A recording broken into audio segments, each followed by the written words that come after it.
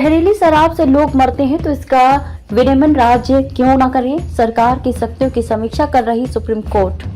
आए दिन देश में जहरीली शराब से होने वाली मौतों की खबरों के बीच मंगलवार को सुप्रीम कोर्ट की संविधान पीठ में औद्योगिक शराब मामले की सुनवाई के दौरान भी इस मुद्दे का जिक्र आया। चीफ जस्टिस DY चंद्रचूड़ ने कहा कि हम सभी जहरीली शराब की त्रासदी के बारे में जानते हैं और इस संबंध में राज्य अपने नागरिकों के स्वास्थ्य के बारे में चिंतित भी रहते हैं, तो फिर राज्यों को इसके विनियमन की शक्ति क्यों नहीं होनी चाहिए? अगर वे दुरुपयोग रोकने के लिए विनियमन कर सकते हैं तो वे कोई शुल्क भी लगा सकते हैं। राज्यों की शक्तियों की समीक्षा कर रही पीठ 9 न्यायाधीशों की संविधान पीठ औद्योगिक अल्कोहल के उत्पादन, विनिर्माण, आपूर्ति और विनियमन में केंद्र और राज्यों की शक्तियों की समीक्षा कर रही है। इससे पहले 7 न्यायाधीशों की पीठ ने 1997 में केंद्र के पक्ष में फैसला सुनाया था। इस फैसले में कहा गया था कि केंद्र के पास औद्योगिक अल्कोहल के उत्पादन पर नियामक शक्ति होगी। राज्य द्वारा इस फैसले को चुनौती देने के बाद 2010 में ये मामला 9 न्यायाधीशों की पीठ के पास भेज दिया गया था।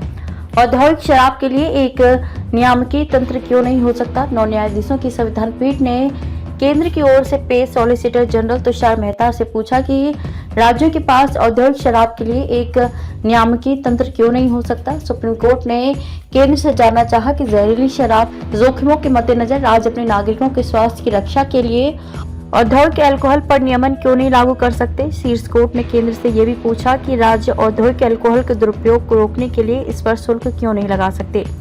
पीठ ने कहा कि स्पिरिट को एक प्रक्रिया के जरिए नशीली शराब में बदला जा सकता है, ऐसे में इसके दुरुपयोग की आशंका है। क्या हम राज्य को यह सुनिश्चित करने के लिए नियामकीय शक्ति से वंचित कर सकते हैं कि इसका दुरुपयोग ना हो? शीर्ष कोर्ट ने कहा कि केंद्र एक राष्ट्रीय इकाई है और आप किसी जिले में क्या हो रहा है उसे नियंत्रित कर सकते हैं। मेहता ने कहा कि औद्योगिक अल्कोहल के विनियमन का काम उद्योग विकास और विनियमन अधिनियम 1951 के तहत केंद्र के पास और केवल केंद्र के पास मानव उपभोग के अतिरिक्त अल्कोहल पर उत्पाद शुल्क लगाने की विधायी शक्ति है। मामले की अगली सुनवाई अब 16 अप्रैल को होगी। उन्होंने कहा कि न्यायालय की व्याख्या केवल औद्योगिक अल्कोहल को प्रभावित नहीं करेगी बल्कि उद्योग विनियमन और विकास अधिनियम 1951 के अनुसूची 1 में शामिल प्रत्येक उद्योग को प्रभावित करेगी। मामले की अगली सुनवाई अब 16 अप्रैल को होगी।